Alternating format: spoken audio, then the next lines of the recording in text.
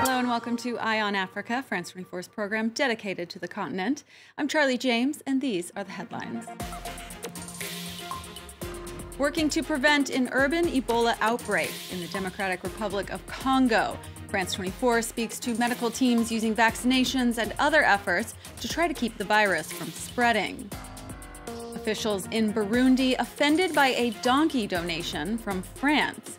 Gifted to help with farming and transport, the animals were instead seen by the government as a subliminal insult and rejected. And horrific homecomings for Somali refugees returned to their country from Kenya. Those in the so-called voluntary repatriation program have suffered abuse, hunger, and kidnappings.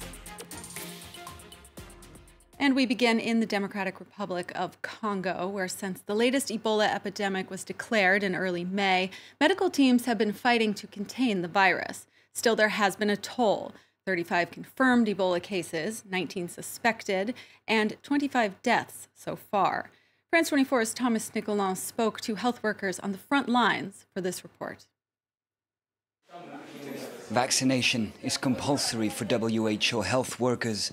They will soon be in charge of inoculating the Congolese population with the same anti-Ebola serum.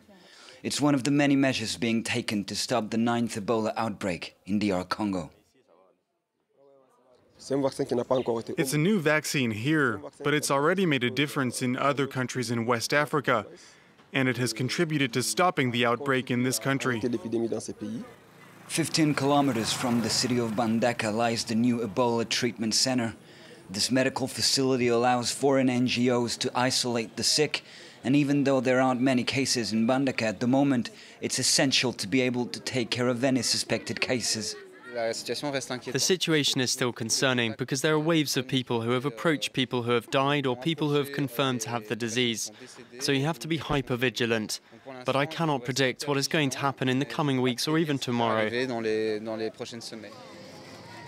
Mbandaka is located on the shores of the Congo River, which is worrying since many boats leave for the capital Kinshasa every day. Here at the harbor, there is no medical inspection whatsoever. We don't do this kind of work because of the lack of equipment. There are people and goods aboard these boats. They can spread the disease. It worries me a bit. The Ebola outbreak in DRC is not out of control yet, but people must remain careful, since medical experts say a few new cases are to be expected in the next few days. Across Kenya Thursday, protesters expressed anger over government corruption. 24 officials were charged this week with corruption-related offenses linked to the alleged diversion of nearly $80 million. President Uhuru Kenyatta is increasingly the target of the outrage. He has been criticized for turning a blind eye, despite vowing there will be no mercy for the thieves. Hundreds of people marched in Nairobi to deliver a petition to Kenyatta's office. Let's hear from some of them. We are tired of the theft that is going on in this country. We have waited for so long for action to be taken, but nothing is happening. We do not want games anymore. The kind of money that they have stolen this time is money that is embarrassingly huge. Because basically the people that are up there, they are free to do whatever the hell they want.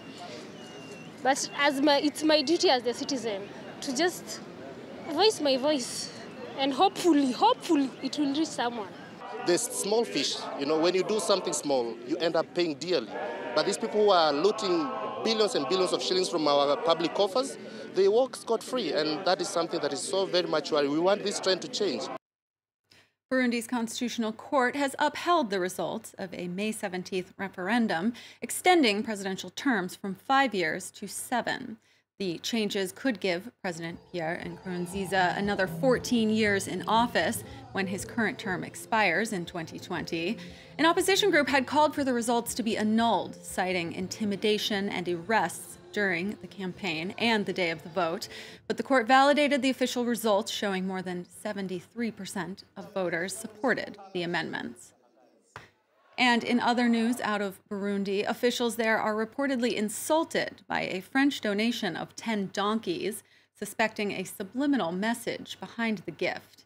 Given as part of a local NGO project, the animals have been quarantined, and a Senate spokesperson said France should take them back. Clement Bonnereau explains. In this village in central Burundi, residents are angry. On Monday, the government ordered the quarantine of 10 donkeys donated by the French embassy. For security reasons, all faces have been blurred. I can't believe they took the donkeys away from us. We've all been robbed. I'm not afraid to say it. We use these donkeys for many things, to transport goods and people. We also use them to spread manure on the fields. They were incredibly useful. The donkeys were brought from neighbouring Tanzania and donated to the village as part of a French-funded project by a local NGO. However, Burundian authorities have described the move as an insult to the nation. In a tweet, the spokesman for the Senate president said he saw a subliminal message behind the gift. Let's be honest, is the donkey a symbol of equality or a flaw? You are taking us for donkeys. Burundian authorities also say France violated official procedures for the import of animals, an accusation rejected by France's ambassador to Burundi, who says that all procedures have been respected. French diplomats say Burundi is hitting back at France over its criticism of a controversial referendum earlier this month. The vote, which was marred by irregularities, allowed President Nkurunziza to seek another 2 terms in office, meaning he could possibly stay in power until 2034. Now let's take a look at more news from across the continent. Using social media could soon be costly for Ugandans. The government in Uganda has approved a controversial tax on users of Facebook, WhatsApp, and other internet messaging apps. Arguing that social media encourages gossip, President Yoweri Museveni pushed for the 200 shilling daily tax. That's around 5 US cents per day. The law should come into effect July 1st, though there are doubts as to how exactly it will be implemented. South Africa is fighting an outbreak of African swine fever, a highly contagious disease that causes fatal hemorrhages in pigs. The disease does not affect humans, but pigs contract it through contact with other infected animals, or tick bites, or by eating infected kitchen waste. It is unclear how many pigs have been infected, but the country's agriculture ministry is calling on farmers to be vigilant.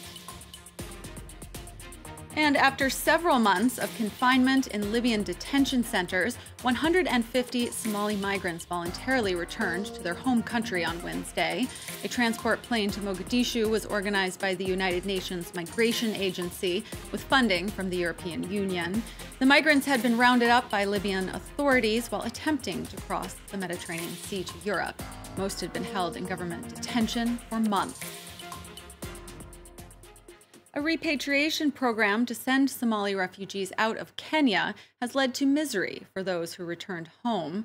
2 years ago, Kenya's government said it would close what was then the world's largest refugee settlement, and some who felt they had no choice but to leave found horrors waiting back in their native country.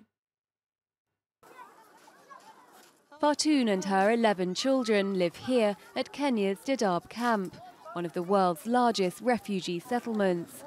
Having fled drought and civil war in her native Somalia back in 2010, the camp brought little comfort. 2 years ago, the Kenyan government announced plans for its closure. I heard that if we didn't leave, we'd be beaten and forced out. An estimated 75,000 Somalis have left the Dadaab camp since 2014 as part of a so-called voluntary repatriation program with a resettlement allowance. Fartoon was one of those who reluctantly departed, but soon after crossing the border, their convoy was attacked. On the way, we were captured and held hostage for 2 days. That's where they raped and tortured us. To make matters worse, Kenyan authorities made it impossible for those returning to claim refugee status. And because of a shortfall in funding, she now receives a third less food than before. The first thing that the donor picks up is, why are you having some of these ideas or requests for funds which looks long-term? And at the back of their mind, the question is, why have long-term programs when the camp will be closed very soon?